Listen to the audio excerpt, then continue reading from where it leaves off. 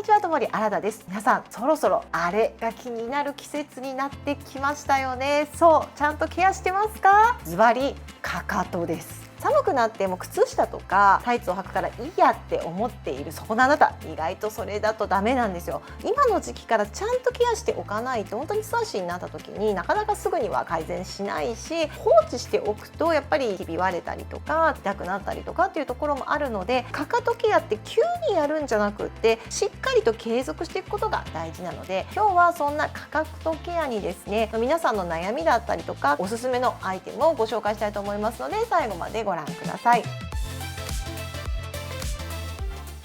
まずですね、皆さんかかとのケアってどんな感じでしてますか？毎日してる人って少ないんじゃないかなというふうに思うんですね。すごく面白い調査を見かけたんですけども、かかとに自信がない女性はなんと約7割らしいんですよ。かかとへの自信は25歳を境に少なくなると。25歳ぐらいまでは確かに私もかかとが硬くなるってなんだろうって、かかとに自信がない人は7割ぐらいもいるのに、かかとケアっていうものをするのが気になった時だけっていう人が圧倒的に多くて、毎日してるっていう人は少なかったっていうデータがあるんですね。かかとのカサカサのピークはなんと40歳。かかとの悩みは年齢が上がれば上がるほど気にはなってくるらしいんですけど、ピークは30代から40代ぐらい。多分この時期っていうのは素足になることもね多いからだとは思うんですよ。もちろん年齢がいけばいくほど乾燥もあるのでカサカサは多くなってくるんですけど、自分の悩みとしてのピークっていうのはやっぱり40代ぐらいらしいです。そんなかかとのカサカサなんですけれども、やって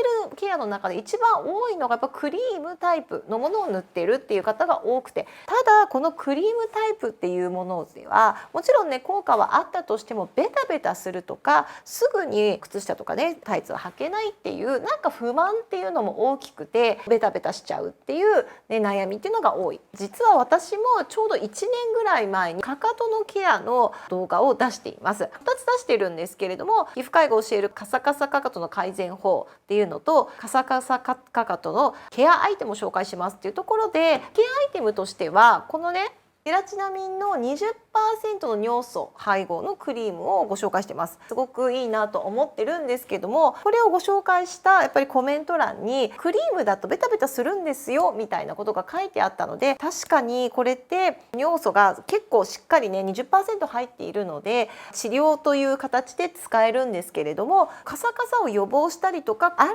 程度ケアをしていくにはなんかいいものないかなっていうふうに思って、今回すごいいいものを見つけたっていうのがちょっとね見たら面白いんですけども、じゃじゃん、これ汚いおかかとは許しません、足の工事玲子でございます。結構面白くない？私これ見た時にふざけてんのかなとかって思ったんですけれども、これが結構ふざけてるわけではなくて、しっかり考えられたかかとの、足用エッセンスというものになります。さっき言ったみたいにクリームじゃないんですよね。こんな感じでジェル状になってます。面白くないですか？あんまりジェル状って確かに見ないよなと。オイルだったりとかクリームが多いので、このジェルっていうのがすごく面白いなというふうに思います。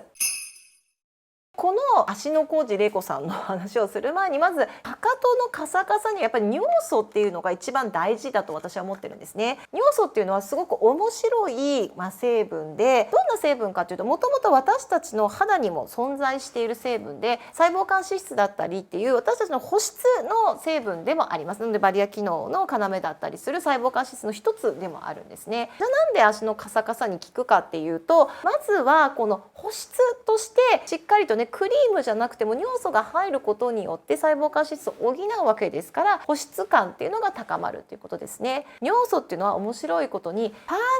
センテージによって、濃度が濃くなれば濃くなるほど別の働きをしていきます。低濃度だいたい10% 以内ですね。そうするとやはり保湿という効果が高くて、10% から 20% ぐらいの中間ぐらいの濃度でいくとですね、そこに角質剥離という硬くなった角質を柔らかく薄くしてくれるっていうものが、効果が入ってくるんですね。そこからまた 30% ぐらいになってくると、床ずれとかで皮膚が壊死したものができてしまうと、それを溶解っていうか溶かしてきれいに治してくれるっていう効果もプラスされています。なので私たちのかかとぐらいになると熱くてゴワゴワしててヤスリとかかけたいなっていう時にはやっぱり 20% ぐらいの中程度の濃度の尿素が必要なんですね。中程度の尿素っていうのはお化粧品ではちょっと無理です。お化粧品ではなくて前ねご紹介したこのケラチナミン講和の 20% 尿素配合クリーム、これもですね第3類医薬品という、ちょっとねお薬寄りのものになります。なので 20% ぐらいのものは日々使うものじゃないんですね。硬くてザラザラを通り越してカチカチになった時にはこの尿素クリームはとても必要だと思います。少し柔らかくなってきたけどカサカサしてるなっていう時には 20% はトゥーマッチだって、角質がね溶かしてくれるわけですから、カサカサしてるのを溶かしていくのもいいんですが、溶かしすぎるとやっぱかかとってちょっと痛くなったり皮膚が薄くなっちゃって逆に刺激になっちゃったりする。じゃあそういった時には何を選べばいいかっていうと、お化粧品に尿素が入っていいパーセントっていうのが決まっていて、特にこれ医薬部外品だとだいたい 3%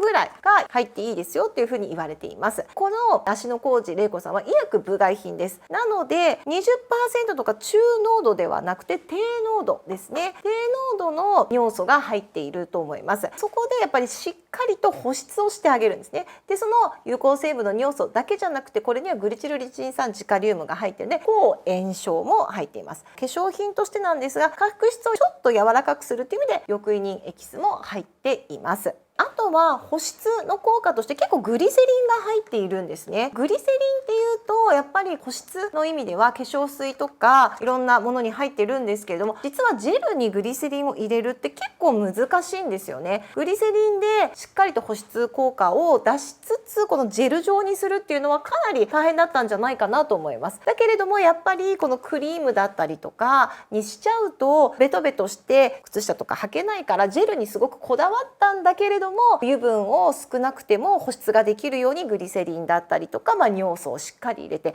あとねこれ面白いのヒアルロン酸も入っているし、白キクラゲ多糖体だったりとかスキンケアの保湿効果がありそうなものとかもしっかり入ってるんですよね。そこが面白いなと。あとは防臭だと思うんですけど、香りを予防するために茶葉エキスですねも入っていて、やっぱ足の裏だから、防臭っていうところもあるので面白いなと。これもやっぱり書いてある、削ったり剥がしたりしなくても美化かとは叶いますわっていう風に書いてあって、カサカサがメインで剥がすっていうものがある程度終わってしっかり保湿をしたい。だけどもクリームとかだとちょっとベタベタしちゃうから、そうじゃなくベタつかないけどスッと浸透してジェルタイプ使いたいっていうんだったら芦野浩二玲子さんはすごくいいんじゃないかなと。パッケージも面白かったし、なんかすごい私の中でツボだなと思いました。た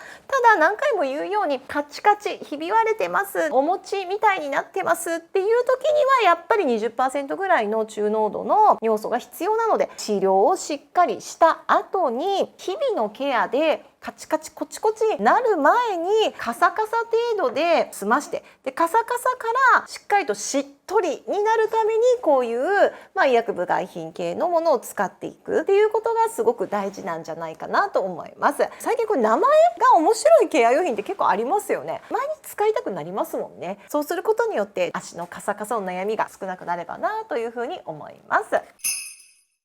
はい、ということでいかがだったでしょうか。今日の内容良かったよという方はですね、ぜひグッドボタンを押していただいたり、チャンネル登録していただけると嬉しいです。ではまた次の動画でお会いしましょう。さようなら。